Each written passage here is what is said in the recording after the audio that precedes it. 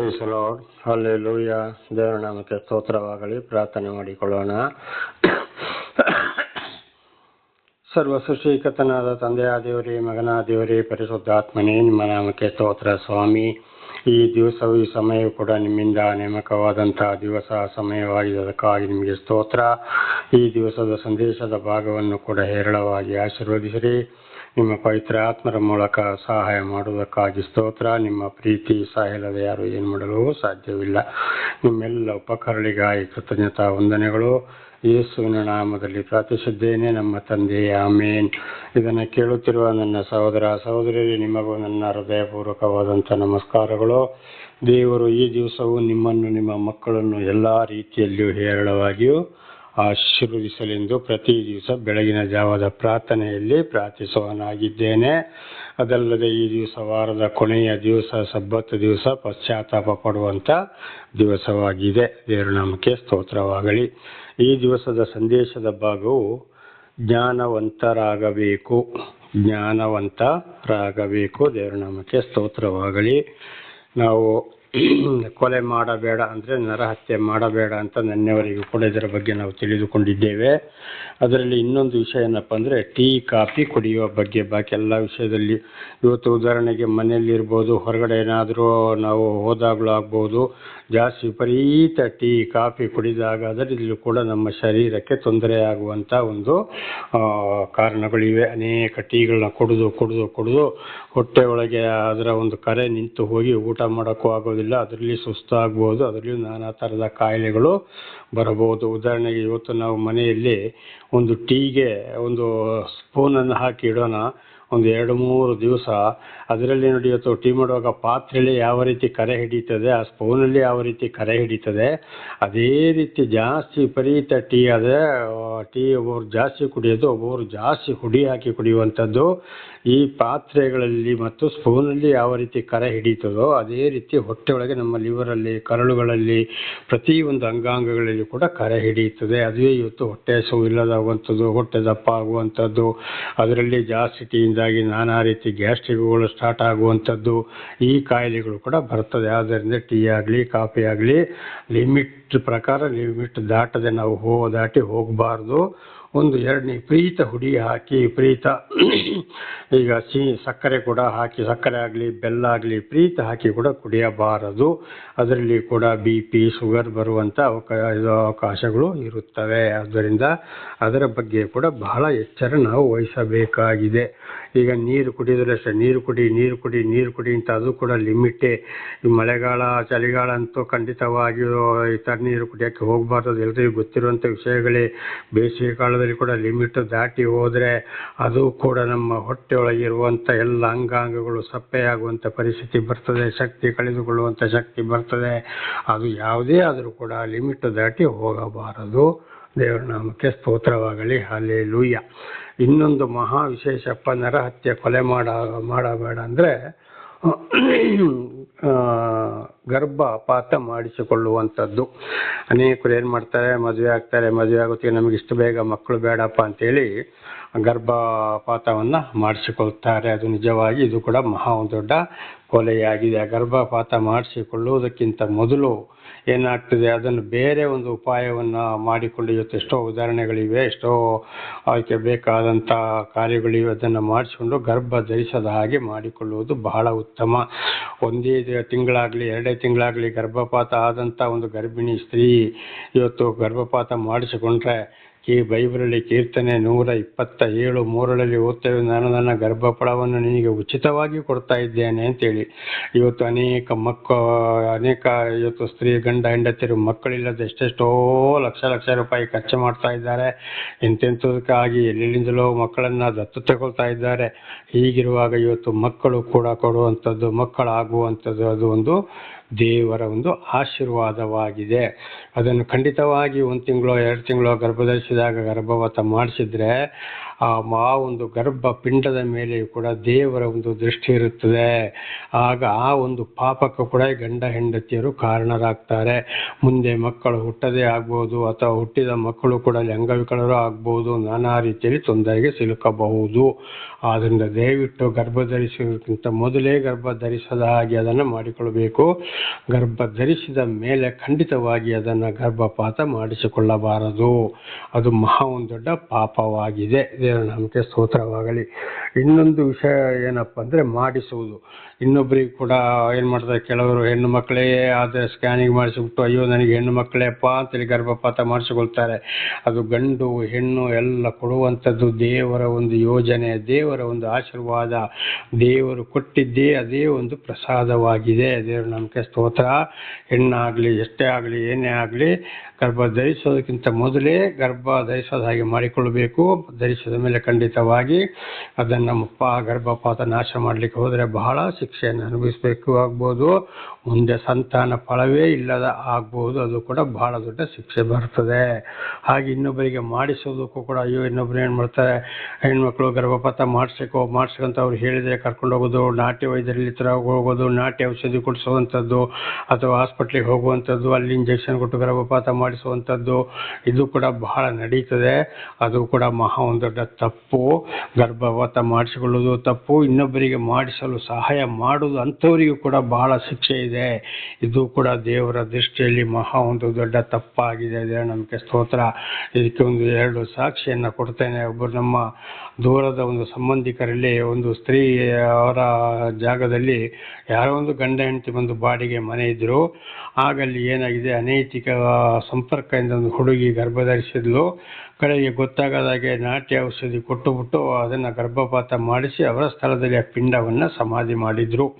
ಅಲ್ಲಿ ಏನಾಯ್ತಪ್ಪ ಅಂದರೆ ಪರಿಸ್ಥಿತಿ ನೋಡಿ ಕಡೆಗೆ ಅವರಿಗೆ ಗೊತ್ತಿಲ್ಲದಾಗೋಯ್ತು. ಅವರ ದೊಡ್ಡ ಮಗನಿಗೆ ಮದುವೆ ಆಯಿತು. ಈಗ ಅವರ ಮಗ ಇತ್ತೀಚೆಗೆ ಒಂದು ವರ್ಷನ 1.5 ವರ್ಷನ ಆಗಿರ್ಬೋದು ತೀರ್ಕೊಂಡ. ಆದರೂ ಮಕ್ಕಳೇ ಸಂತಾನದ ಫಲವೇ ಹೋಯಿತು. ಆ ಅಮ್ಮನಿಗೆ ಇದು ಗೊತ್ತಾಗಿಲ್ಲ. ನನ್ನ ಮೂಲಕ ದೇವರ ವಾಕ್ಯ ಒಂದು ದಿವಸ ಪ್ರಾರ್ಥನಾ ಕೂಟದಲ್ಲಿ ಈ ವಾಕ್ಯವನ್ನು ಕೇಳಿದಾಗ ಅವರಿಗೆ ಅರ್ಥ ಆಯಿತು. ಕಣ್ಣೀರು ಹಾಕಿದರು. ಏನಾಯ್ತಪ್ಪ, ಆಗಲೇ ಅವರಿಗೆ ಬಹಳ ವಯಸ್ಸು, ಅವರು ಈಗ ಇಲ್ಲ. ಕೇಳಿದಾಗ ನಾನು ತಪ್ಪು ಮಾಡಿದ್ದೇನೆ, ನನಗೆ ಈಗ ವಾಕ್ಯದಲ್ಲಿ ಅರ್ಥ ಆಯಿತು. ಇದರಿಂದ ನನ್ನ ಮಗನಿಗೆ ಸಂತಾನದ ಫಲವೇ ಇಲ್ಲದಾಯಿತು ಅಂತೇಳಿ ಕಣ್ಣೀರು ಹಾಕಿದ್ರು. ವಿಷಯ ದಾಟಿ ಹೋಯಿತು. ಏನು ಮಾಡೋಕ್ಕೂ ಆಗೋದಿಲ್ಲ. ನೋಡಿ ಪರಿಸ್ಥಿತಿ ಎಲ್ಲಿಗೆ ಬಂತು. ನೈತಿಕ ಗರ್ಭಧರಿಸಿದಂಥ ಒಂದು ಹುಡುಗಿಯ ಗರ್ಭಪಾತ ಮಾಡಿಸಿ ಈ ರೀತಿ ಆ ಪಿಂಡವನ್ನು ಅವರ ಸ್ಥಳದಲ್ಲೇ ಉಣಕ್ಕೆ ಜಾಗ ಕೊಟ್ಟಿದ್ದು ಕಾರಣ. ಅದೇ ಸ್ತ್ರೀಯ 2ನೇ ಮಗನಿಗೆ ಕೂಡ ಮದುವೆಯಾಗಿ ಈಗ ಒಂದೇ ಒಂದು ಹುಡುಗಿ ಇರುವಂಥದ್ದು. ಅಲ್ಲಿ ಕೂಡ ಗಂಡು ಮಕ್ಕಳು ಇಲ್ಲ, ಹೋಗಲಿ ಗಂಡು ಮಗುನೂ ಇಲ್ಲ, ಗಂಡು ಮಗನೂ ಇಲ್ಲ, ಸಂತಾನವೇ ಔಟ್ ಆಗೋಯಿತು. ಹಾಗೆ ಇದು ಅನೇಕರಿಗೆ ಇವತ್ತು ಮಕ್ಕಳ ಫಲ ಇಲ್ಲದಾಗಿರೋದು, ಹುಟ್ಟಿದ ಮಕ್ಕಳು ಸಾಯ್ತಾ ಇರೋದು, ಅಥವಾ ಅಂಗವಿಕಲರಾಗ್ತಾ ಇರೋದು, ಗರ್ಭಪಾತ ಆಗ್ತಾ ಇರೋದು, ಅಥವಾ ಹೆಣ್ಣು ಮಕ್ಕಳೇ ಆಗ್ತಾ ಇರೋದು, ಅನೈತಿಕ ಸಂಪರ್ಕ ಇತರರ ಒಂದು ಮಕ್ಕಳ ಜೀವಕ್ಕೂ ಕಾರಣವಾಗುವುದು, ನಾಶ ಮಾಡಿಸುವುದು, ನಾಶ ಮಾಡುವುದಕ್ಕೆ ಸಹಾಯ ಮಾಡುವಂಥದ್ದು, ಇನ್ನೊಬ್ಬರಿಗೆ ತೊಂದರೆ ಮಾಡುವಂಥದ್ದು, ಇದುವೇ ಸಂತಾನ ಫಲವೇ ಇಲ್ಲದಾಗುವಂಥದ್ದು. ಕೆಲವರಿಗೆ ಬರೀ ಹೆಣ್ಣು ಮಕ್ಕಳೇ, ಗಂಡು ಮಕ್ಕಳು ಇಲ್ಲ, ಅಲ್ಲಿ ಸಂತಾನ ಹೋಯಿತು. ಹೆಣ್ಣು ಮಕ್ಕಳು ಬೇರೆ ಕಡೆ ಮದುವೆಯಾಗಿ ಹೋಗ್ತಾರೆ, ಬೇರೆ ಸಂತಾನಕ್ಕೆ ಸೇರ್ತಾರೆ. ಆದರೆ ಗಂಡು ಮಕ್ಕಳು ಇದ್ದರೆ ತಾನೇ ಅಲ್ಲಿ ಸಂತಾನ. ಅದಕ್ಕೆ ಬೈಬಲಲ್ಲಿ ಬರೆಯಲ್ಪಟ್ಟಿದೆ, ನಿನ್ನ ಹೆಸರನ್ನು ಧೂಳಿನಲ್ಲಿ ಬರೆಯಿಸುವೆನು, ನಿನ್ನ ಸಂತಾನವನ್ನೇ ಭೂಲೋಕದಿಂದ ನಾನು ಅಳಿಸಿ ಹಾಕುವೆನು ಎಂಬುದಾಗಿ ಹಾಗೆ ಹೊಸೆಯ 9ನೇ ಅಧ್ಯಾಯದಲ್ಲಿ ಕೂಡ ಇದೇ ವಿಷಯದಲ್ಲಿ ಬರೆಯಲ್ಪಟ್ಟಿದೆ.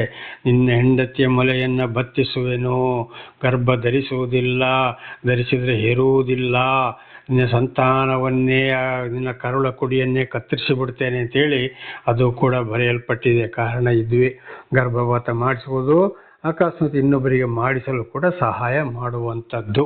ಆದ್ದರಿಂದ ನನ್ನ ಸಹೋದರ ಸಹೋದರಿಯರೇ ಬಹಳ ಎಚ್ಚರ.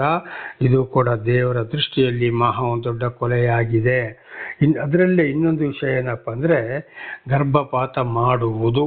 ಈ ಅನೇಕ ನಾಟಿ ವೈದ್ಯರುಗಳು ಕೂಡ ಏನು ಮಾಡ್ತಾರೆ, ದುಡ್ಡಿಗೋಸ್ಕರ ಇದನ್ನು ಮಾಡಿಬಿಡ್ತಾರೆ. ಅವರಿಗೂ ಕೂಡ ಬಹಳ ಶಾಪ ಇದೆ. ಮುಂದೆ ಅವರಲ್ಲಿ ಕೂಡ ಸಂತಾನವೇ ಇಲ್ಲದಾಗಬಹುದು, ಅವರ ಮಕ್ಕಳ ಕಾಲಕ್ಕಾದರೂ. ಇದು ಕೂಡ ಬಹಳ ದೊಡ್ಡ ತಪ್ಪು. ವೈದ್ಯರುಗಳು ಆದರೂ ಕೂಡ ಯಾವ ವೈದ್ಯರೇ ಆಗಿರಬಹುದು. ಇದಕ್ಕೆ ಕರ್ನಾಟಕ ರಾಜ್ಯದ ಒಂದು ಜಿಲ್ಲೆಯ ಒಂದು ತಾಲೂಕಿನ ಒಂದು ಸರ್ಕಾರಿ ಆಸ್ಪತ್ರೆಯಲ್ಲಿ ಒಂದು ಬ್ರಾಹ್ಮಣರು ಡಾಕ್ಟರ್ ಆಗಿದ್ದರು. ಅವರು ಬಹಳ ಈ ರೀತಿಯಲ್ಲಿ ಸರ್ಕಾರಿ ಆಸ್ಪತ್ರೆಯಲ್ಲಿ ಸರ್ಕಾರಿ ವೈದ್ಯರಾಗಿದ್ದರು. ಬಹಳ ಈ ರೀತಿ ಗರ್ಭಪಾತ ಮಾಡಿಸಿದ್ದಾರೆ. ಅವರಿಗೆ ಇದ್ದಿದ್ದು ಒಂದೇ ಒಂದು ಮಗ, ಬಹಳ ದುಡ್ಡಿಗಾಗಿ. ಆದರೆ ಅವರು ಏನು ಮಾಡ್ತಾಯಿದ್ರು, ಪ್ರತಿ ದಿವಸ ಅವರ ಡ್ಯೂಟಿ ಮುಗಿಸಿ ಗಂಡ ಹೆಂಡತಿ ಅವ್ರದ್ದೊಂದು ಸ್ಕೂಟ್ರ್ ಇತ್ತು, ಅದರಲ್ಲಿ ವಿಹಾರ ಹೋಗ್ತಾಯಿದ್ರು, ಅಂದರೆ ವಾಕಿಂಗ್ ಹೋಗ್ತಾ ಇದ್ರು, ತಿರುಗಾಟಕ್ಕೆ. ಹಾಗೆ ಹೋಗ್ತಾ ಇರುವಾಗ ಒಂದು ದಿವಸ ಒಂದು ಕಾರ್ ಬಂದು ಆಕ್ಸಿಡೆಂಟ್ ಆಗಿ ಗಂಡ ಒಂದು ಕಡೆಗೆ, ಹೆಂಡತಿ ಒಂದು ಕಡೆಗೆ, ಮಗ ಔಟ್ ಆದ. ಮಗನನ್ನು ಒಬ್ಬನೇ ಒಬ್ಬ ಮಗ ಅವನು ಸತ್ತೇ ಹೋದ. ಗಂಡ ಹೆಂಡತಿ ಮಾತ್ರ ಮತ್ತೆ ಬಹಳ ದಿವಸದ ಸಮಯ ಉಳ್ಕೊಂಡ್ರು. ಕಡೆಗೆ ಅವರು ಮತ್ತೆ ಸಂಪೂರ್ಣವಾಗಿ ಆರೋಗ್ಯವಂತರಾಗಿ ಮಕ್ಕಳಾಗುವಾಗೆ ಮಾಡಿಕೊಂಡು ಮತ್ತೆ ಮಕ್ಕಳಾಗಿದೆ. ಆಗ ಅವರ ಬಾಯಲ್ಲಿ ಬಂದ ಒಂದು ಮಾತು, ನಾನು ಅನೇಕ ಮಕ್ಕಳ ಜೀವವನ್ನು ನಾಶ ಮಾಡಿದ್ದೇನೆ, ಇನ್ನು ಮುಂದೆ ನಾನು ಆ ರೀತಿ ಮಾಡೋಕ್ಕೆ ಹೋಗುವುದಿಲ್ಲ ಅಂತೇಳಿ ಸ್ವತಃ ವೈದ್ಯರ ಬಾಯಲ್ಲೇ ಬಂತು. ದೇವರ ನಾಮಕ್ಕೆ ಸ್ತೋತ್ರವಾಗಲಿ. ಹಾಗೆ ಇನ್ನೊಬ್ಬರನ್ನು ಗರ್ಭಪಾತ ಯಾರೇ ಆಗಲಿ ಮಾಡಿಸುವುದು ಕೂಡ ಮಹಾ ದೊಡ್ಡ ಅಪರಾಧ. ಇದು ಬಹಳ ಒಂದು ದೊಡ್ಡ ಕೊಲೆಯಾಗಿದೆ. ಆದ್ದರಿಂದ ಬಹಳ ಎಚ್ಚರಂತ ವಿಷಯಕ್ಕೆ ಹೋಗಬಾರದು. ಗರ್ಭ ಧರಿಸುವುದಕ್ಕಿಂತ ಮೊದಲೇ ಗರ್ಭ ಧರಿಸದ ಹಾಗೆ ಆ ಕಾರ್ಯವನ್ನು ಕೈಗೊಳ್ಳಬೇಕು. ಅದರಲ್ಲಿ ವಿಶೇಷವಾಗಿ ಖಂಡಿತವಾಗಿ ಹುಡುಗರಾಗಲಿ ಹುಡುಗಿಯರಾಗಲಿ ಅಥವಾ ಇದು ಯಾರೇ ಆಗಲಿ ಅನೈತಿಕ ಗರ್ಭ ಧರಿಸೋಕ್ಕೆ ಕಾರಣರಾಗಬಾರದು. ಒಂದು ವೇಳೆ ಹುಡುಗರಾಗಲಿ ಹುಡುಗಿಯರಾಗಲಿ ಈ ರೀತಿ ಅನೈತಿಕ ಗರ್ಭ ಧರಿಸಿಕೊಂಡು ಹುಡುಗರು ಕೂಡ ಇದಕ್ಕೆ ಕಾರಣರಾದರೆ ಮುಂದೆ ಮದುವೆ ಆದ ಮೇಲೆ ಅಲ್ಲಿ ಹುಟ್ಟುವ ಮಕ್ಕಳಿಗೆ ಕೂಡ ತೊಂದರೆ ಬರ್ತದೆ, ಅಲ್ಲಿ ಹುಟ್ಟುವ ಸಂತಾನಕ್ಕೂ ತೊಂದರೆ ಬರ್ತದೆ. ಆಗ ಹೇಳುವುದು, ಅಯ್ಯೋ ಯಾಕೆ ಮಕ್ಕಳೇ ಆಗಿಲ್ಲ, ಸಾಯ್ತಾ ಇದ್ದಾರೆ, ಅಂಗವಿಕಲ ಮಕ್ಕಳಾಗ್ತಲೇ ಬರ್ತಾ ಇದ್ದಾರೆ, ಮಕ್ಕಳೇ ಉಳಿಯೋದಿಲ್ಲಪ್ಪ ಅಂತೇಳಿ. ಕಾರಣ ಮದುವೆ ಆಗೋದಕ್ಕಿಂತ ಮೊದಲೇ ಅನೈತಿಕ ಸಂಪರ್ಕ ಮಾಡಿ ಗರ್ಭ ಧರಿಸಿ ಆ ಒಂದು ಪಿಂಡಕ್ಕೆ ನಾಶವಾಗುವಂಥ ಹುಡುಗಿಯರಿಗೂ ಕೂಡ ಇದುವೇ ಕಾರಣ. ಆದ್ದರಿಂದ ಬಹಳ ಎಚ್ಚರವಾಗಿರಬೇಕು, ಈ ವಿಷಯಕ್ಕೆ ಹೋಗಬಾರದು. ಮದುವೆಯಾದ ಮೇಲೆ ಹಿರಿಯರ ಸಮ್ಮುಖದಲ್ಲಿ ಮದುವೆಯಾದ ಮೇಲೆ ಒಂದು ವೇಳೆ ಅವರು ಹುಡುಗ ಹುಡುಗಿ ಪ್ರೀತಿಸಿ ಅವರವರೇ ಮದುವೆ ಮಾಡಿಕೊಂಡು ಬಂದು ಗಂಡ ಹೆಂಡತಿಯರಾದ ಮೇಲೆ ಆ ರೀತಿ ಆದ ಮೇಲೆ ಕೂಡ ಗರ್ಭ ಧರಿಸಬಹುದು. ಆದರೆ ಆ ಪಿಂಡವನ್ನು ಕೂಡ ನಾಶ ಮಾಡಲು ಹೋಗಬಾರದು. ಬಹಳ ಎಚ್ಚರವಾಗಿರಬೇಕು. ಇದು ಬಹಳ ಒಂದು ದೊಡ್ಡ ಪಾಪವಾಗಿದೆ. ಈ ರೀತಿ ಒಂದು ಪಿಂಡವನ್ನು ನಾಶ ಮಾಡಿದರೆ, ಒಂದು ಕಡೆ ಬರೆಯಲ್ಪಟ್ಟಿದೆ, ಅಣ್ಣ ತಮ್ಮನನ್ನು ಕೊಲೆ ಮಾಡಿದಾಗ ಅಲ್ಲಿ ದೇವರು ಕೇಳ್ತಾರೆ, ಯಾಕೆ ನೀನು ಈ ರೀತಿ, ನಾನೇನು ಅಣ್ಣ ತಮ್ಮನನ್ನು ಕೊಲೆ ಮಾಡಿದಾಗ ಅಣ್ಣನನ್ನು ದೇವರು ವಿಚಾರಣೆ ಮಾಡ್ತಾರೆ, ನಿನ್ನ ತಮ್ಮ ಎಲ್ಲಿ ಅಂತ ನನಗೆ ಗೊತ್ತಿಲ್ಲ, ನೀ ಯಾಕೆ ಸುಳ್ಳು ಹೇಳ್ತೀಯ, ಅವನ ರಕ್ತ ಕೂಗಿ ನನಗೆ ಮೊರೆ ಇಡ್ತದೆ ಅಂತ ದೇವರು ಹೇಳಿದ್ದಾರೆ. ದೇವರ ನಾಮಕ್ಕೆ ಸ್ತೋತ್ರವಾಗಲಿ. ಇದು ಕೂಡ ಬೈಬಲಲ್ಲಿ ಬರೆದಿರುವ ವಿಷಯ. ಹಾಗೆ ಒಂದು ಪಿಂಡವನ್ನು ಯಾರಾದರೂ ನಾಶ ಮಾಡಿದರೆ ಅದಕ್ಕೆ ಇಂತಿಷ್ಟೇ ಆಯುಷ ಅಂತೇಳಿ ದೇವರು ಆಯುಷ ಫಲವನ್ನು ಕೂಡ ಕೊಟ್ಟಿರ್ತಾರೆ, ಅದರ ಯೋಜನೆ ಇಟ್ಟಿರ್ತಾರೆ. ಆ ಪಿಂಡ ದೇವರಿಗೆ ರಕ್ತ ಮೊರೆ ಇಡ್ತದಂತೆ, ಅಯ್ಯೋ ನನ್ನ ಈ ರೀತಿ ಮಾಡಿದ್ರು ಅಂತ. ಆಗ ದೇವರು ಹೇಳ್ತಾರೆ, ನೀನು ಸಮಾಧಾನದಲ್ಲಿ ಇರುವಂತ. ನೋಡಿ ಎಂಥ ಒಂದು ಕೋಪ, ಎಂಥ ಒಂದು ಶಿಕ್ಷೆ ಬರುವಂಥದ್ದು. ಇದಕ್ಕೆ ಹೇಳೋದು ಯಾವಾಗಲೂ ಬಹಳ ಎಚ್ಚರವಾಗಿರಬೇಕು. ಈ ರೀತಿಯಲ್ಲಿ ಕೂಡ ನಾಶ ಮಾಡೋಕ್ಕೆ ಹೋಗಬಾರದು. ಒಬ್ಬರನ್ನು ಕಡಿದುಕೊಂಡ್ರು ಹೊಡೆದುಕೊಂಡ್ರು ಆ ರಕ್ತವು ದೇವರಿಗೆ ಮೊರೆ ಇರ್ತದೆ. ದೇವರು ಅದಕ್ಕೆ ಏನು ಮಾಡ್ತಾರೆ, ರಕ್ತಕ್ಕೆ ನೀನು ಸಮಾಧಾನದಲ್ಲಿ ಇರುವಂಥ, ಇದುವೇ ಶಿಕ್ಷೆ ಬರುವಂಥದ್ದು. ಸಂತಾನ ಫಲ ಇಲ್ಲದಾಗುವಂಥದ್ದು, ಹುಟ್ಟಿದ ಮಕ್ಕಳು ಸಾಯುವಂಥದ್ದಾಗೋದು, ಅಂಗವಿಕಲರಾಗುವುದು, ಅಥವಾ ನಾನಾ ರೀತಿ ಕಾಯಿಲೆ ಕಸದಲ್ಲಿ ಆಕ್ಸಿಡೆಂಟಲ್ಲಿ ಸಾಯ್ತಾ ಬರುವಂಥದ್ದು. ಇದೇ ರೀತಿ ಪ್ರಾಣಹಾನಿಗೆ ಕಾರಣ ಗರ್ಭಪಾತ, ಕೊಲೆ, ಅನೇಕ ವಿಷಯಗಳಲ್ಲಿ ಈಗ ಕೊಲೆಗಳ ವಿಷಯ ನಾವು ತಿಳಿದುಕೊಂಡು ಬಂದಿದ್ದೇವೆ. ದೇವರ ನಾಮಕ್ಕೆ ಸ್ತೋತ್ರವಾಗಲಿ. ಇದರಲ್ಲಿ ಇನ್ನೊಂದು ವಿಷಯ ಏನಪ್ಪ ಅಂದರೆ ಭಿಕ್ಷೆಯವರ ಬಗ್ಗೆ. ಏನು ಕೊಲೆ ಅಂದರೆ, ಇವತ್ತು ನಾವು ಕೂಡ ಕೆಟ್ಟ ಕೆಟ್ಟ ಆಹಾರ ಪದಾರ್ಥಗಳನ್ನು ತಿನ್ನೋದು, ಕುಡಿಯೋದು, ನಮ್ಮ ಶರೀರವನ್ನು ಕೆಡಿಸಿಕೊಳ್ಳುವಂಥದ್ದು, ಇನ್ನೊಬ್ಬರಿಗೆ ಕೊಟ್ಟು ಅವರ ಶರೀರವನ್ನು ಹಾಳು ಮಾಡುವಂಥದ್ದು, ಅದು ಕೂಡ ಒಂದು ಕೆಟ್ಟ ಒಂದು ಕೊಲೆಗೆ ಕಾರಣವಾಗಿದೆ. ಅನೇಕರು ಇವತ್ತು ಏನೋ ಗತಿ ಇಲ್ಲದೆ ಅಥವಾ ನಾನಾ ರೀತಿಯಲ್ಲಿ ಭಿಕ್ಷೆಗೆ ಬಂದರೆ ಅವರಿಗೆ ಹಳಸಿ ಹೋದಂಥದ್ದನ್ನು, ಹಾಳಾಗಿ ಹೋಗುವಂಥದ್ದನ್ನು ಅವರಿಗೆ ಕೊಡ್ತಾರೆ. ಹಳಸಿ ಹೋಗುವಂಥದ್ದು, ಹಾಳಾಗಿ ಹೋಗುವಂಥದ್ದು, ಒಳ್ಳೆಯದನ್ನು ಇವರು ಮಾತ್ರ ತಿಂತಾರೆ. ಆಗ ಅವರು ಕೂಡ ದೇವರ ಸೃಷ್ಟಿಗಳಲ್ಲೂ ಅವರಿಗೆ ಬರುವಂಥ ಕಠಿಣ ಶಿಕ್ಷೆಗೆ ಕಾರಣಕ್ಕೆ ಅದು ದೇವರಿಗೆ ಗೊತ್ತಿದೆ, ಯಾಕೆ ಏನು ಅಂತ ಹೇಳುವಂಥದ್ದು. ಆದರೆ ನಾವು ಇತರರಿಗೆ ಅವರು ಎಂಥ ಒಂದು ಹೀನ ಪರಿಸ್ಥಿತಿಯಲ್ಲಿ ಇರಲಿ, ಭಿಕ್ಷರು ಇರಲಿ, ಅವರಿಗೆ ಕೊಡುವಂಥದ್ದು ಒಳ್ಳೆಯದ ಆಹಾರವೇ ಆಗಿರಬೇಕು. ಅವರ ಶರೀರವನ್ನು ಕೆಡಿಸಿದರೆ ನಾವು ಕೆಟ್ಟದ್ದನ್ನು ಕೊಟ್ಟು, ನಮಗೆ ಬೇಡ ಹಳಸಿ ಹೋಗಿದೆ ಅವರಿಗೆ ಕೊಡಂತ ಕೊಟ್ಟು ಕೆಡಿಸಿದರೆ ಖಂಡಿತವಾಗಿ ಪಾಪಕ್ಕೆ ಅವರು ಕೂಡ ಕಾರಣರಾಗ್ತದೆ. ಇವು ಕೂಡ ಒಂದು ಕಾರಣ. ಒಬ್ಬ ಮನುಷ್ಯನು ತಿನ್ನಕ್ಕೆ ಯೋಗ್ಯನಲ್ಲದ ಅಂತ ಕಂಡ್ರೆ ಖಂಡಿತವಾಗಿ ಅದನ್ನು ಏನು ಮಾಡಬೇಕು, ಕೊಟ್ಟು ಅದನ್ನು ಬಿಸಾಡಿ ಬಿಡಬೇಕು. ಯೋಗ್ಯನಲ್ಲದಾದರೆ, ಅದು ಯೋಗ್ಯ ಅಲ್ಲದಿದ್ದರೆ, ಸರಿಯಾಗಿ ಉಳ್ಳದಿದ್ದರೆ ಮಾತ್ರ ಅವರು ಎಂಥ ಹೀನ ಪರಿಸ್ಥಿತಿ, ಬಡವರೇ ಇರಲಿ ಭಿಕ್ಷವರೇ ಇರಲಿ, ಅವರಿಗೆ ಕೊಡುವುದನ್ನು ಒಳ್ಳೆಯದನ್ನೇ ಕೊಡಬೇಕು. ಅವರನ್ನು ಕೂಡ ನಾವು ಕೆಡಿಸುವಂಥದ್ದು ಇದು ಕೂಡ ಒಂದು ಕೊಲೆಗೆ ಕಾರಣವಾಗಿದೆ. ನೆರೆಕರೆಯವರಿಗಾಗಲಿ ಎಲ್ರಿಗೂ ಆಗಲಿ ಹೀಗೆ ಕೊಡುವಂಥದ್ದು. ಉದಾಹರಣೆಗೆ ನಾನು ಕೂಡ ಒಬ್ಬ ದೇವರಿಂದ ಆರಿಸಿಕೊಂಡ ದೇವರ ಸಾಕ್ಷಿಯಾಗಿ ಸೇವಕನನ್ನಾಗಿ ದೇವರು ಮಾರ್ಪಡಿಸಿದ್ದಾರೆ. ನನ್ನನ್ನು ಒಂದು ಕಡೆ ನಿಲ್ಲಿಸಿದ್ದಾರೆ.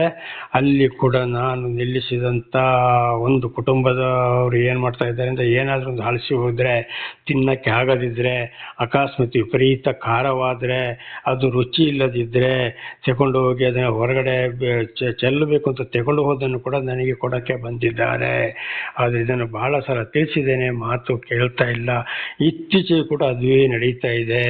ಹಳಸಿ ಹೋದನ್ನು ತಂದು ನನಗೆ ಕೊಡೋಕ್ಕೆ ಬರ್ತಾ ಇದ್ದಾರೆ, ಕೆಟ್ಟು ಹೋಗಿದಂಥದ್ದನ್ನು. ಇದು ಕೂಡ ದೇವರಿಗೆ ಬಹಳ ಒಂದು ದೊಡ್ಡ ಕೋಪ. ಅದರಿಂದ ಯಾರೇ ಆಗಲಿ, ದೇವರನ್ನು ಅರಿತವರೇ ಅರಿಯದವರೇ ಆಗಲಿ, ಖಂಡಿತವಾಗಿ ಯಾವುದೇ ಕಾರಣಕ್ಕೂ ಈ ರೀತಿ ಭಿಕ್ಷವರಿಗೂ ಬಡವರಿಗೂ ತೊಂದರೆ ಮಾಡೋಕ್ಕೆ ಹೋಗಬಾರ್ದು. ಒಂದು ಹೋಟೆಲಲ್ಲಿ ಎಷ್ಟೆಷ್ಟೋ ದಿವಸದ ಮತ್ತೆ ಎಣ್ಣೆಗೆ ಹಾಕಿ ಏನೇನೋ ಮಾಡಿ ಮಾರಾಟ ಮಾಡ್ತಾರೆ. ಅಲ್ಲಿ ಕೂಡ ಅವರಿಗೆ ಅದು ಒಂದಲ್ಲ ಒಂದು ರೀತಿಯಲ್ಲಿ ಶಿಕ್ಷೆ ಬಂದೇ ಬರ್ತದೆ. ಅದು ಅವರಿಗೂ ಕೂಡ ಅರ್ಥ ಆಗುವುದಿಲ್ಲ. ದೇವರ ನಾಮಕ್ಕೆ ಸ್ತೋತ್ರವಾಗಲಿ. ಹಾಗೆ ನರಹತ್ಯೆ ಮಾಡಬೇಡ ಅಂದರೆ ಕೊಲೆ ಮಾಡಬೇಡ ಅಂತೇಳಿ ನಾನಾ ಥರದ ಕೊಲೆಯನ್ನು ಇಲ್ಲಿಯವರೆಗೆ ನಾವು ತಿಳಿದುಕೊಂಡಿದ್ದೇವೆ. ದೇವರ ನಾಮಕ್ಕೆ ಸ್ತೋತ್ರವಾಗಲಿ. ಒಂದು ವೇಳೆ ಇದು ಹೀಗೆ ನಡೆದು ಹೋಗಿದ್ದಾರೆ, ಪಶ್ಚಾತ್ತಾಪ ಪಟ್ಟು ದೇವರಲ್ಲಿ ಕ್ಷಮೆ ಕೇಳಿ ಮುಂದೆ ಸರಿ ಮಾಡಿಕೊಳ್ಳುವುದು ಬಹಳ ಒಳ್ಳೆಯದು. ಇಲ್ಲದಿದ್ದರೆ ದೇವರಿಂದ ಕೋಪವನ್ನು, ಶಿಕ್ಷೆಯನ್ನು ನಾವು ತಪ್ಪಿಸಿಕೊಳ್ಳಲು ಸಾಧ್ಯವೇ ಇಲ್ಲ. ಸ್ತೋತ್ರವಾಗಲಿ. ಈಗ ಇನ್ನೊಂದು ವಿಷಯದ ಬಗ್ಗೆ ನಾವು ತಿಳ್ಕೊಳ್ತಾ ಇದ್ದೀವಿ. ಬೈಬಲಲ್ಲಿ ವಿಮೋಚನಾ ಕಾಂಡ 20ನೇ ಅಧ್ಯಾಯ 14ನೇ ವಚನ, ವ್ಯಭಿಚಾರ ಮಾಡಬಾರದು. ವ್ಯಭಿಚಾರದ ಬಗ್ಗೆ, ವ್ಯಭಿಚಾರ ಮಾಡಬಾರದು ಅಂದರೆ ಇವತ್ತು ಉದಾಹರಣೆಗೆ ಹೆಚ್ಚಿನ ಅಂಶ ವ್ಯಭಿಚಾರಗಳು ನಡೆಯುವಂಥದ್ದು ಮದುವೆ ಆಗಲಿಕ್ಕೆ ಮೊದಲು ಯೌವನಸ್ಥ ಹುಡುಗ ಹುಡುಗಿಯರಲ್ಲಿ ಇದು ನಡೆಯುತ್ತದೆ. ಇದು ಬಹಳ ಒಂದು ದೊಡ್ಡ ತಪ್ಪಾಗಿದೆ. ಹಾಗೆ ಇದರಲ್ಲಿ ಕೂಡ ಏನಾಗ್ತದೆ ಅಂದರೆ, ಈ ಒಂದು ವಿಚಾರದಾಗಿ ಕೊಲೆ ಕೂಡ ಆಗುವಂಥ ಚಾನ್ಸಸ್ ಇದೆ, ಎಲ್ರಿಗೂ ಗೊತ್ತಿದೆ. ನಾನಾ ರೀತಿಯ ಹೊಡೆದಾಟಗಳು, ಬಡದಾಟಗಳು, ಕೈಕಾಲು ಮುಕ್ಕೊಳ್ಳುವಂಥದ್ದು, ಸಾಯುವಂಥದ್ದು, ಕೋರ್ಟಿಗೆ ಹೋಗುವಂಥದ್ದು, ಜೈಲಿಗೆ ಹೋಗುವಂಥದ್ದು, ಅಕಸ್ಮಾತ್ ಮರಣದಂಡನೆಗೆ ಗುರಿಯಾಗುವಂಥದ್ದು, ಅಥವಾ ಬಡದಾಟ ಆಗಿ ಊರೊಳಗೆ ಹಳ್ಳಿಗಳಲ್ಲಿ ಕೂಡ ಕೊಲೆಯಾಗುವಂಥದ್ದು, ನಾನಾ ಥರದ ವಿಚಾರಗಳು ಬರುತ್ತವೆ. ಆದ್ದರಿಂದ ದಯವಿಟ್ಟು ಮದುವೆ ಆಗಲಿಕ್ಕೆ ಮೊದಲು ಖಂಡಿತವಾಗಿಯೂ ಈ ವ್ಯಭಿಚಾರ ಅನೈತಿಕ ಸಂಪರ್ಕದ ವಿಷಯವೇ ಇರಬಾರದು. ಕಾರಣ ಈಗಾಗಲೇ ನಾವು ತಿಳ್ಕೊಂಡ ಹಾಗೆ ಅನೈತಿಕ ಸಂಪರ್ಕದಲ್ಲಿ ಕೂಡ ಗರ್ಭ ಧರಿಸಿದಾಗ ಆ ಹುಡುಗಿಯರು ಯಾವುದನ್ನು ಗರ್ಭಪಾತ ಮಾಡಿಸಿದಾಗ ಅದಕ್ಕೆ ಒಂದು ಕೊಲೆಗೆ ಕಾರಣ ಈ ಹುಡುಗಿಯರಾಗ್ತಾರೆ. ಮುಂದೆ ಅವರನ್ನು ಹಿರಿಯರು ಸೇರಿ ಮದುವೆ ಮಾಡಿದ್ರು ಕೂಡ ಮತ್ತೆ ಅಲ್ಲಿ ಹುಟ್ಟುವಂಥ ಮಕ್ಕಳು ನಾನಾ ಥರದ ಶಿಕ್ಷೆಯನ್ನು ಅನುಭವಿಸಬೇಕಾಗ್ತದೆ. ಆಗಲೇ ಹೇಳಿದಾಗ ಅಂಗವಿಕಲರೇ ಆಗುವಂಥದ್ದು, ಹುಟ್ಟದೇ ಇರುವಂಥದ್ದು, ಗರ್ಭಪಾತ ಆಗುವಂಥದ್ದು, ನಾನಾ ರೀತಿ ಹುಟ್ಟಿ ಸ್ವಲ್ಪ ದಿವಸದಲ್ಲಿ ನಾನಾ ರೀತಿಯ ಕಾಯಿಲೆಗಳಿಂದ ಸತ್ತು ಹೋಗುವಂಥದ್ದು, ಈ ರೀತಿ ಎಲ್ಲ ಬರುವಂಥದ್ದು ಇದುವೇ ಕಾರಣ. ಆದ್ದರಿಂದ ಮದುವೆ ಆಗಲಿಕ್ಕೆ ಮೊದಲು ಕೂಡ ಖಂಡಿತವಾಗಿ ಅನೈತಿಕ ಸಂಪರ್ಕದಿಂದ ದೂರ ಇರಬೇಕು. ಇದರಲ್ಲಿ ನಾನಾ ರೀತಿಯ ಕಷ್ಟ, ಸಂಕಟ, ದುಃಖಗಳು ಈ ರೀತಿ ಎಲ್ಲ ಬರುತ್ತವೆ, ಕೊಲೆಗಳು ಅವು ಇವು. ಆದ್ದರಿಂದ ಜೀವಮಾನವೇ ಕೆಟ್ಟು ಹೋಗ್ತದೆ. ಒಂದು. ಎರಡನೇ ವಿಚಾರ ಏನಾಗ್ತದಪ್ಪ ಅಂದರೆ, ಅನೇಕ ಇವತ್ತು ಈ ಹುಡುಗಿಯರು ಏನು ಮಾಡ್ತಾ ಇದ್ದಾರೆ ಅಂದರೆ, ಹುಡುಗಿಯರಾಗಲಿ ಸ್ತ್ರೀಯರಾಗಲಿ ಒಬ್ಬನ ಹತ್ರ ಬೇಕಾದಷ್ಟು ಹಣ ಕಾಸು ಕಾಸು ಅದು ಇದು ಇದ್ದರೆ ಅವನನ್ನು ಪ್ರೀತಿ ಮಾಡಿ ಮಾಡಿ ಅವನಿಗೆ ಅವನ ಹತ್ರ ಬೇಕಾದಷ್ಟು ಎಳೆದು ತಿಂತಾರೆ, ಒಳ್ಳೊಳ್ಳೆ ಬಟ್ಟೆಗಳನ್ನು ಧರಿತಾರೆ, ನಾನಾ ರೀತಿ ಹಣವನ್ನೆಲ್ಲ ಎಳ್ಕೊಳ್ಬೋದು. ಅವನ ಹತ್ರ ಎಲ್ಲವೂ ಖಾಲಿ ಆಯಿತು ಅಂತ ಆದಾಗ ಅವನ ಸಂಪರ್ಕವನ್ನೇ ಬಿಟ್ಟು ಇನ್ನೊಬ್ಬರ ಸವಾಸವನ್ನು ಇಟ್ಕೊಳ್ತಾರೆ. ಅನೇಕರು ಇವತ್ತು 4-5 ಎಷ್ಟೋ ಸಿಂಹಗಳು ಮಾಡಿಕೊಂಡು ನಾನಾ ರೀತಿಯ ಸಂಪರ್ಕದಲ್ಲಿ ಇರ್ತಾರೆ. ಒಬ್ಬೊಬ್ಬರ ಹತ್ರ ಒಂದೊಂದು ಸಿಂಹ ಹಾಕಿ ಮಾತಾಡೋರು ಕೂಡ ಇರ್ತಾರೆ. ಆದ್ದರಿಂದ ಬಹಳ ಎಚ್ಚರವಾಗಿರಬೇಕು. ಒಬ್ಬನ ಹತ್ರ ಖಾಲಿ ಆಯಿತು ಅಂದರೆ ಇನ್ನೊಬ್ಬರ ಹತ್ರ ಸವಾಸವನ್ನು ಇಟ್ಟುಕೊಳ್ತಾರೆ. ಮತ್ತೆ ಒಂದು ದಿವಸ ಅವರಿಬ್ಬರು ಬರುವಾಗ ಅಲ್ಲಿ ಅವಳೇ ಏನು ಮಾಡ್ತಾಳೆ, ಹೊಡೆದಾಟ ಮಾಡಿಸ್ತಾಳೆ, ಕಂಪ್ಲೇಂಟ್ ಕೊಡಿಸ್ತಾಳೆ, ತಂದೆ ತಾಯಿ ಹೇಳಿಸ್ತಾರೆ, ನಾನಾ ರೀತಿ ನಡೀತದಾಗ ಅಲ್ಲಿ ಸರ್ವ ನಾಶವಾಗಿ ಹೋಗ್ತದೆ. ಇದ್ದವೆಲ್ಲ ಖಾಲಿ ಆಗ್ತದೆ, ಬೀದಿ ಬಿಕಾರಿ ಆಗಬೇಕಾಗ್ತದೆ. ಹಾಗೆ ಈ ಅನೈತಿಕ ಸಂಪರ್ಕ ಇದ್ದವರ ಬಗ್ಗೆ ಇವರು ಒಂದು ವೇಶ್ಯರು ಕೂಡ ಆಗಿರ್ತಾರೆ. ಬರ್ತಾ ಬರ್ತಾ ಇಂಥವರ ಬಗ್ಗೆ ಬಹಳ ಎಚ್ಚರವಾಗಿರಬೇಕು. ಆದ್ದರಿಂದ ಯಾವುದೇ ಕಾರಣಕ್ಕೂ ಅನೈತಿಕ ಸಂಪರ್ಕಕ್ಕೆ ಹೋಗಬಾರದು. ಕಡೆಗೆ ಅಲ್ಲಿ ಮದುವೆ ಆಗಲಿಕ್ಕೆ ಮೊದಲಾದರೂ ಈ ರೀತಿಯ ಶಿಕ್ಷೆಗಳು, ಒಂದು ವೇಳೆ ಮದುವೆ ಆದ ಮೇಲೆಯೂ ಕೂಡ ಅಲ್ಲಿ ಏನಾಗ್ತದೆ, ಅಲ್ಲಿ ಹುಟ್ಟುವ ಮಕ್ಕಳಿಗೂ ತೊಂದರೆ ಆಗ್ತದೆ. ಗಂಡ ಹೆಂಡತಿಯರ ಜೀವಮಾನ ಸರಿ ಹೋಗುವುದಿಲ್ಲ. ಕಡೆಗೆ ಹೆಂಡತಿ ಮಕ್ಕಳು ಇದರಿಂದ ವಿಚ್ಛೇದನ ಕೂಡ ಬರ್ಬೋದು. ಕಡೆಗೆ ಬಹಳ ಕಷ್ಟ ಸಂಕಟ ದುಃಖಗಳಿಗೆ ಹಾದಿ ಬೀದಿಯಲ್ಲಿ ಬೀಳ್ಬೋದು. ಆಗ ಈ ಹೆಂಡತಿ ಮಕ್ಕಳು ಕೂಡ ನೋಡುವುದಿಲ್ಲ, ಅವರನ್ನು ಬಿಟ್ಟೇ ಬಿಡ್ತಾರೆ. ಹಾದಿ ಬೀದಿಯಲ್ಲಿ ಬೀಳಬೇಕಾಗ್ತದೆ, ಜೈಲಲ್ಲಿ ಕುಳಿಬೇಕಾಗ್ತದೆ, ಪೊಲೀಸರ ಕೈಲಿ ಶಿಕ್ಷೆಯನ್ನು ಅನುಭವಿಸಬೇಕಾಗ್ತದೆ, ನಾನಾ ರೀತಿಯ ಹಿಂಸೆಯನ್ನು ಅನುಭವಿಸಬೇಕಾಗ್ತದೆ. ಅದರಿಂದ ಯಾವಾಗಲೂ ಅನೈತಿಕ ಸಂಪರ್ಕ ವ್ಯಭಿಚಾರಕ್ಕೆ ಹೋಗಲೇಬಾರದು. ಇದು ಈಗಾಗಲೇ ಈಗ ತಿಳ್ಕೊಂಡ ಹಾಗೆ ಒಬ್ಬೊಬ್ಬರನ್ನೇ ನೋಡಿಕೊಂಡು ಖಾಲಿ ಆದ ಮೇಲೆ ತಲ್ಲೋದು, ಕಡೆಗೆ ಅವರೇ ಹೊಡೆದಾಟ ಮಾಡಿಸ್ತಾರೆ, ಕೊಲೆ ಮಾಡಿಸ್ತಾರೆ, ಹುಡುಗಿಯರು ಹೆಂಗಸರು. ಹಾಗೆ ಆ ರೀತಿಯಲ್ಲಿ ದಯವಿಟ್ಟು ಆ ರೀತಿಗೆ ಹೋಗಬಾರದು. ಇದ್ದಿನ ಸಂಪೂರ್ಣ ಖಾಲಿ ಮನೆ ಮಠ ಬೆಳ್ಳಿ ಬಂಗಾರ, ನಿಜವಾಗಿ ಮದುವೆ ಆದಂಥ ಹೆಂಡತಿಗೆ ಮಕ್ಕಳಿಗೆ ಅಲ್ಲಿ ಬಟ್ಟೆ ಬರಿ ಇರೋದಿಲ್ಲ, ಉದ್ಯೋಗ ಇರೋದಿಲ್ಲ, ಕಣ್ಣೀರು ಹಾಕಿಸ್ಬೇಕಾಗ್ತದೆ, ಅವರನ್ನೇ ಕೊಲೆ ಮಾಡುವಂಥದ್ದು, ಮತ್ತೆ ಹೋಗಿ ಜೈಲಲ್ಲಿ ಕೊಳೆಯುವಂಥದ್ದು. ಇದು ಬಹಳ ವಿರುದ್ಧವಾಗಿದೆ. ಎಷ್ಟೋ ಆಸ್ತಿ ಪಾಸ್ತಿಗಳು ಕೂಡ ಸಂಪೂರ್ಣ ಇದ್ದರೂ ನಾಶವಾಗಿ ಹೋಗ್ತದೆ. ಆದ್ದರಿಂದ ಈ ಅನೈತಿಕ ಸಂಪರ್ಕ, ಈ ಸುಳೆತನ, ವ್ಯಭಿಚಾರ, ವೇಷವಾಟಿಗೆ ಖಂಡಿತವಾಗಿ ಇರಬಾರದು. ಬಹಳ ಎಚ್ಚರ. ಹಾಗೆ ಅದರಲ್ಲಿ ಕೂಡ ಸ್ತ್ರೀಯರಿಗೂ ಕೂಡ ಒಂದು ಉಪದೇಶವನ್ನು ದೇವರ ನಾಮದಲ್ಲಿ ತಿಳಿಸುವನಾಗಿದ್ದೇನೆ. ಇವತ್ತು ಬೇಕಾದಷ್ಟು ಹಣ ಕಾಸು ಇದ್ದಿದ್ದನ್ನು ಎಲ್ಲ ಎಳ್ಕೊಂಡಿರ್ಬೋದು. ಇನ್ನೊಂದು ಹೆಂಡತಿ ಮಕ್ಕಳು ಅವನಿಗೆ ಇದ್ದಾರೆ ಅಂತ ಗೊತ್ತಾದರೂ ಕೂಡ ಅಂಥವ್ರನ್ನು ಕೂಡ ಉಪಯೋಗಿಸಿಕೊಂಡು ದೊಡ್ಡ ದೊಡ್ಡ ಮನೆ ಕಟ್ಟಿಕೊಳ್ಬೋದು, ಎಷ್ಟೋ ಆಸ್ತಿ ಪಾಸ್ತಿ ಬೆಳ್ಳಿ ಬಂಗಾರ ಮಾಡ್ಬೋದು, ಬಹಳ ಉನ್ನತ ಮಟ್ಟಕ್ಕೆ ಏರ್ಬೋದು, ನನ್ನನ್ನು ಏನು ಮಾಡೋಕ್ಕಾಗೋದಿಲ್ಲ ಅಂತ ನಡೀಬೋದು, ಅಷ್ಟು ಬೆಳಿಬೋದು. ಆದರೆ ಸ್ತ್ರೀಯರೇ ಖಂಡಿತವಾಗಿ ಒಂದಲ್ಲ ಒಂದು ದಿವಸ ದೇವರು ಬಿಟ್ಟಿರ್ತಾರೆ. ಮತ್ತೆ ಅದಕ್ಕೆ ಒಂದಲ್ಲ ಒಂದು ದಿವಸ ದೇವರ ಶಾಪ ಬಿದ್ದೇ ಬೀಳ್ತದೆ. ದೊಡ್ಡ ಕಾಯಿಲೆ ಹಿಡಿದು ನರಳಾಡಬೇಕಾಗ್ತದೆ, ಹಾಸಿಗೆಯಿಂದ ಹೇಳಕ್ಕಾಗದಾಗೆ ಆಗ್ತದೆ, ಬಹಳ ನರಳಾಡಬೇಕಾಗ್ತದೆ.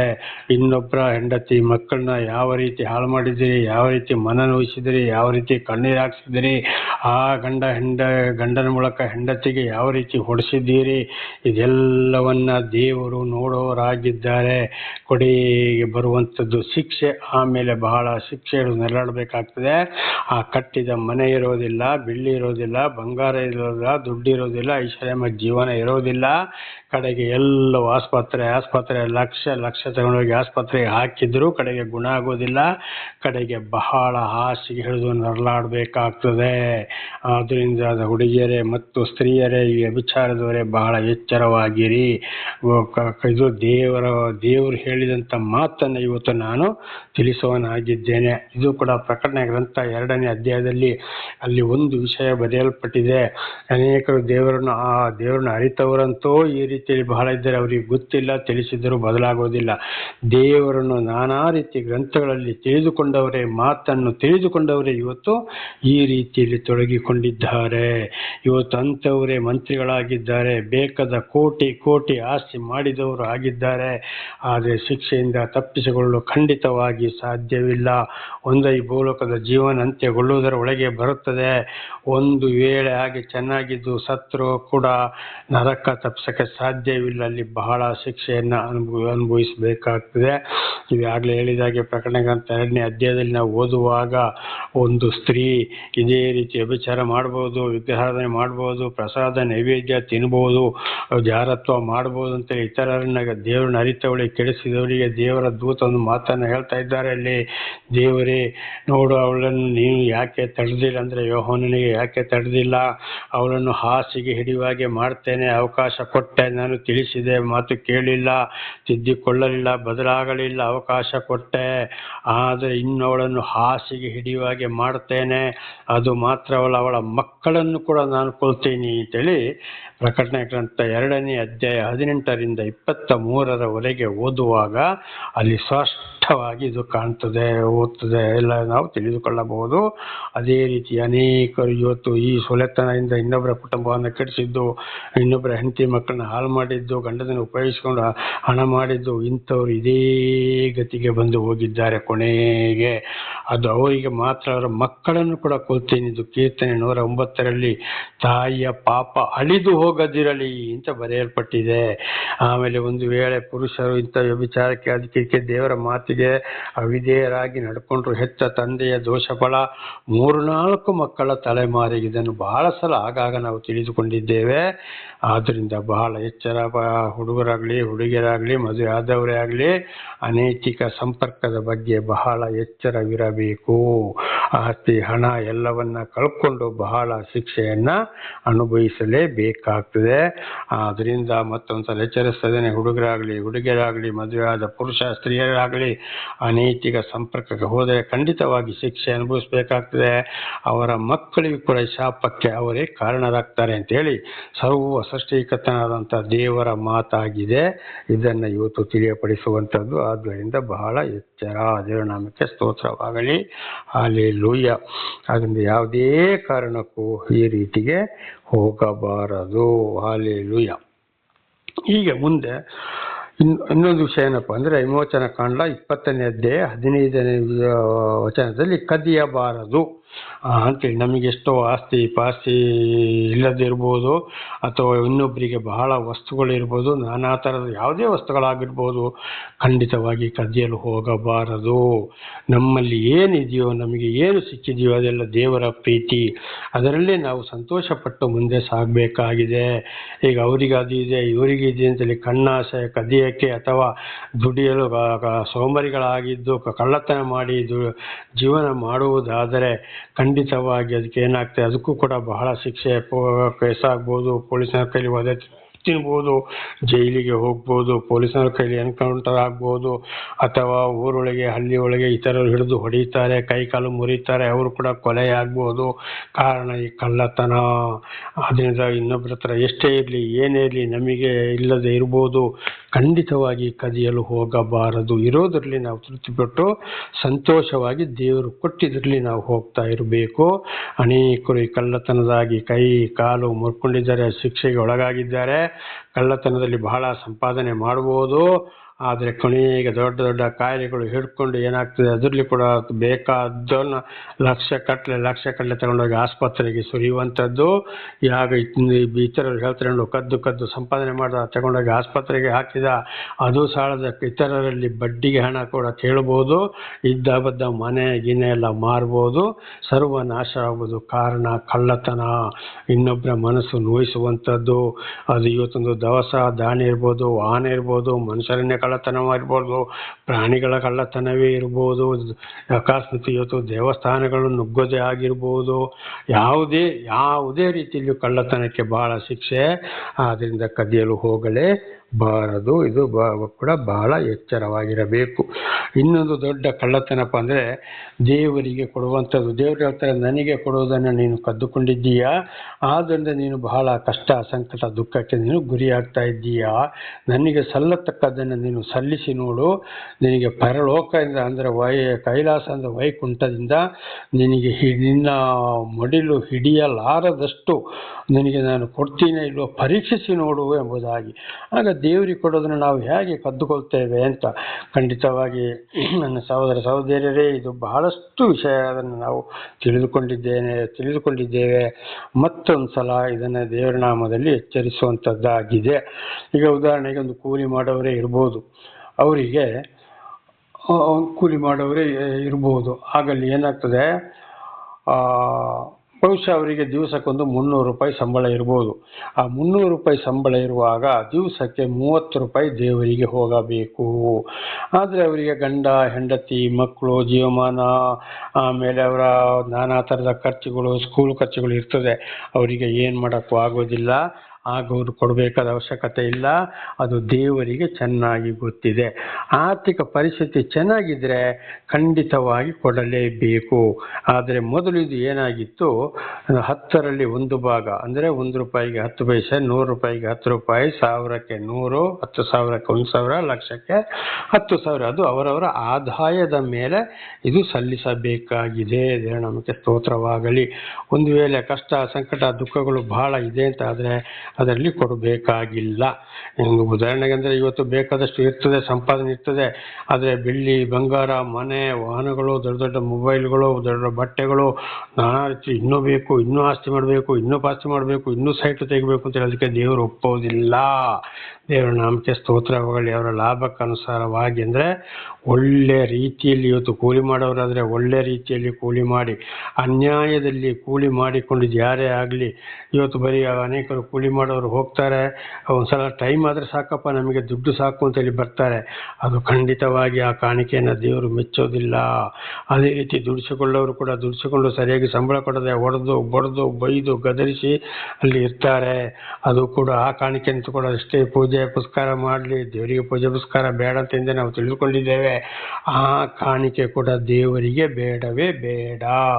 ವ್ಯಭಿಚಾರದ ಹಣ ದೇವರಿಗೆ ಅಸಹ್ಯ ಎಂಬುದಾಗಿ ಬೈಬಲಲ್ಲಿ ಬರೆಯಲ್ಪಟ್ಟಿದೆ. ವ್ಯಭಿಚಾರ ಅಂದರೆ ಬರೀ ಅನೈತಿಕ ಸಂಪರ್ಕ ಒಂದು ಮಾತ್ರ ಅಲ್ಲ, ವ್ಯಭಿಚಾರ ಅಂದರೆ ಮೋಸಗಾರಿಕೆ ಅಂತ ಇದರ ಅರ್ಥವಾಗಿದೆ. ಅದೇ ರೀತಿಯಲ್ಲಿ ಒಂದು ವ್ಯಾಪಾರದಲ್ಲಿ ಕೂಡ ಅಷ್ಟೇ ಒಳ್ಳೆ ರೀತಿಯಲ್ಲಿ ಬೇಕು. ವ್ಯಾಪಾರದಲ್ಲಿ ಲಾಭ, ನಾನಾ ರೀತಿಯಲ್ಲಿ ತಕ್ಕಡಿಯಲ್ಲಿ ಮೋಸ ಆದಾಗ ಅದು ಕೂಡ ಕಳ್ಳತನ, ಕದಿಯೋದೆ, ಅದರಲ್ಲಿ ಸುಳ್ಳು ಹೇಳುವಂಥದ್ದು, ಹಣದಲ್ಲಿ ಸುಳ್ಳು ಹೇಳುವಂಥದ್ದು, ಒಬ್ಬೊಬ್ಬರಿಗೆ ಒಂದೊಂದು ಥರದ ವ್ಯಾಪಾರ ಮಾಡುವಂಥದ್ದು, ಇದು ಕೂಡ ದೇವರು ಮೆಚ್ಚುವುದಿಲ್ಲ. ಅದರಲ್ಲಿ ಕೂಡ ಬಹಳ ನಷ್ಟ. ಇಂಥ ಹಣಗಳು ಕೂಡ ದೇವರಿಗೆ ಕಾಣಿಕೆಯಾಗಿ ದೇವರು ಒಪ್ಪಿಕೊಳ್ಳುವುದಿಲ್ಲ.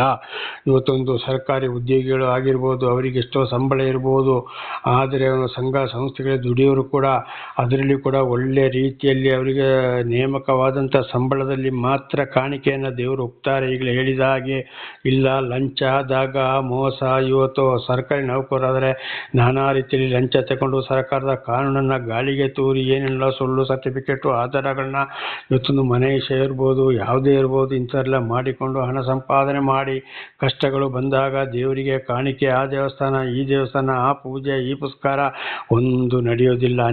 ಅನ್ಯಾಯವೇ. ಒಂದು ರೀತಿಯಲ್ಲಿ ಒಬ್ಬರಿಗೂ ಲಂಚ ತಗೊಳ್ಳದೆ, ಮಾಡದೆ, ಮೋಸ ಮಾಡದೆ, ನ್ಯಾಯ ಪ್ರಕಾರ ಅವರ ಕೆಲಸವನ್ನು ಮಾಡಿಕೊಂಡು ಸರ್ಕಾರದಿಂದ ಬಂದಂಥ ಹಣದಲ್ಲಿ ಮಾತ್ರ ಅಲ್ಲಿ ಅವರು ಕಾಣಿಕೆ ಕೊಟ್ಟಿದ್ದನ್ನು ದೇವರು ಸ್ವೀಕಾರ ಮಾಡ್ತಾರೆ. ಇವತ್ತು ಅನೇಕ ರಾಜಕಾರಣಿಗಳು ಗೊತ್ತಿದೆ, ನಾನಾ ರೀತಿ ಅನ್ಯಾಯ ಮಾಡಿ ಕೋಟಿ ಕೋಟಿ ಕೋಟಿ ಎಷ್ಟೋ ಕೋಟಿ ಖಂಡಿತವಾಗಿ ಕಡೆಗೆ ಅವರಿಗೆ ಒಂದಲ್ಲ ಒಂದು ದೊಡ್ಡ ದೊಡ್ಡ ಕಾಯಿಲೆಗಳು, ಕಡೆಗೆ ಲಕ್ಷ ಲಕ್ಷ ಆಸ್ಪತ್ರೆಗೆ ತಗೊಂಡೋಗಿ ಸುರಿಯುವಂಥದ್ದು, ಕಡೆಗೆ ಮಕ್ಕಳ ಏನೇನು ಆಗುವಂಥದ್ದು, ಕೇಸ್ ಹಾಕೊಳ್ಳುವಂಥದ್ದು, ಜಾಮೀನಲ್ಲಿ ಹೊರಗಡೆ ಬರುವಂಥದ್ದು, ಈ ಫಿಲ್ಮ್ಯಾಕ್ಸ್ಗಳನ್ನ ಇಂಥವ್ರನ್ನೆಲ್ಲ ಅನೇಕರನ್ನ ನೋಡ್ತಾ ಇದ್ದೀವಿ. ಇದೆಲ್ಲ ಒಂದು ದೇವರ ಶಾಪವಾಗಿದೆ. ಉದಾಹರಣೆಗೆ ನಮ್ಮ ಭಾರತ ದೇಶದಲ್ಲಿ ದೊಡ್ಡ ಅಧಿಕಾರಿ ಅಂದರೆ ರಾಷ್ಟ್ರಪತಿ, ಅವರು ಕೂಡ ಏನಾಗ್ತಾರೆ, ಅಲ್ಲಿ ಅವ್ರಿಗೆ ಸಿಕ್ಕುವ ಸಂಬಳ ದೇವರಿಂದಲೇ ನೇಮಕವಾದಂಥ ಸಂಬಳ, ಅದರಲ್ಲಿ ಕೂಡ ಕಾಣಿಕೆ ಸಲ್ಲಬೇಕಾಗಿದೆ. ದೇವರ ನಾಮಕ್ಕೆ ಸ್ತೋತ್ರವಾಗಲಿ. 10ರಲ್ಲಿ 1 ಭಾಗ. ಆದರೆ ಬರ್ತಾ ಅದನ್ನು ದೇವರು ತಿದ್ದುಪಡಿ ಮಾಡಿದ್ದಾರೆ. ಕಡ್ಡಾಯ ಇಲ್ಲ. ಆರ್ಥಿಕ ಪರಿಸ್ಥಿತಿ ಚೆನ್ನಾಗಿದ್ದಾರೆ, 1 ರೂಪಾಯಿಗೆ 100ಕ್ಕೆ 10 ರೂಪಾಯಿ ಅಲ್ಲ, 100ಕ್ಕೆ 11, 12, 15, 20 ಕೊಡು. ಖಂಡಿತವಾಗಿ ದೇವರು ಅದರ 2ರಷ್ಟು ಮಕ್ಕಳನ್ನು ಆಶೀರ್ವಾದ ಮಾಡ್ತಾರೆ, ಅವರಿಗೆ ಮತ್ತೆ ಮತ್ತೆ ತುಂಬಿಸಿ ಕೊಡ್ತಾರೆ. ಅನ್ಯಾಯ ಮಾಡಿದಲ್ಲಿ ದೇವರು ಅದನ್ನು ಕೇಳುವುದೇ ಇಲ್ಲ. ಒಂದು ವೇಳೆ ಕಷ್ಟ ಸಂಕಟ ದುಃಖಗಳು ಇವೆ ಅಂದರೆ ಒಳ್ಳೆ ರೀತಿಯಲ್ಲಿ, ಇವತ್ತು ಮಕ್ಕಳ ವಿದ್ಯಾಭ್ಯಾಸ, ಮನೆ ಖರ್ಚುಗಳು ಜಾಸ್ತಿ ಇರ್ತವೆ, ಅದು ಆಡಂಬರಕ್ಕೆ ಹೋಗಬಾರ್ದು. ಆಗ ಆದಷ್ಟು ನೀನು ಸಲ್ಲಿಸು, ಅದು ದೇವರಿಗೆ ಗೊತ್ತಿದೆ ಇವರ ಜೀವನ ಹೇಗಿದೆ ಅಂತ ಎಚ್ಚರಬೇಕು. ಒಂದು ವೇಳೆ ಆಗ ಹೇಳಿದಾಗ ತುಂಬ ಬಡವರಾದರೆ ಏನೂ ಇಲ್ಲ, ಅದು ಕೂಡ ದೇವರಿಗೆ ಗೊತ್ತಿದೆ. ಆದರೆ ಗೊತ್ತಿದ್ದು ಸುಳ್ಳು ಹೇಳಿದರೆ ಖಂಡಿತವಾಗಿ ದೇವರು ಮೆಚ್ಚುವರಲ್ಲ. ಇದು ನಾಳೆಗೆ ಮುಂದುವರಿಯುವುದು. ಪ್ರಾರ್ಥನೆ ಮಾಡಿಕೊಳ್ಳೋಣ. ಸರ್ವಸೃಷ್ಟಿಕರ್ತನ ತಂದೆಯ ದೇವರೇ, ಮಗನ ದೇವರೇ, ಪರಿಶುದ್ಧಾತ್ಮನೇ, ನಿಮ್ಮ ನಾಮಕ್ಕೆ ಸ್ತೋತ್ರ ಸ್ವಾಮಿ. ಇವತ್ತನೇ ಒಂದು ಸಂದೇಶವನ್ನು ನನ್ನ ಸಹೋದರ ಸಹೋದರಿಗೆ ನೀವು ತಿಳಿಸಿದ್ದೀರಿ. ಅವರು ಏನಾದರೂ ತಪ್ಪಿ ಹೋಗಿದ್ದರೆ ಅವರನ್ನು ಕ್ಷಮಿಸಿರಿ, ಆಶೀರ್ವದಿಸಿರಿ, ನಿಮ್ಮ ಪ್ರೀತಿಯಲ್ಲಿ ನಡೆಸಿ ಅವರು ಪಶ್ಚಾತ್ತಾಪ ಪಡುವ ಹಾಗೆ ಅವರಿಗೆ ಒಳ್ಳೆಯ ಬುದ್ಧಿ, ಯೋಚನೆ, ಮನಸ್ಸನ್ನು ಕೊಟ್ಟು ಹೇರಳವಾಗಿ ಆಶೀರ್ವದಿಸಿರಿ. ಯೇಸುವಿನ ನಾಮದಲ್ಲಿ ಪ್ರಾರ್ಥಿಸಿದ್ದೇನೆ ನಮ್ಮ ತಂದೆಯ ಆಮೆನ್. ಇದನ್ನು ಕೇಳುತ್ತಿರುವ ನನ್ನ ಸಹೋದರ ಸಹೋದರಿ, ನಿಮಗೂ ನನ್ನ ಹೃದಯಪೂರ್ವಕವಾದ ಧನ್ಯವಾದಗಳು. ದೇವರು ನಿಮ್ಮನ್ನು, ನಿಮ್ಮ ಮಕ್ಕಳನ್ನು ಹೇರಳವಾಗಿ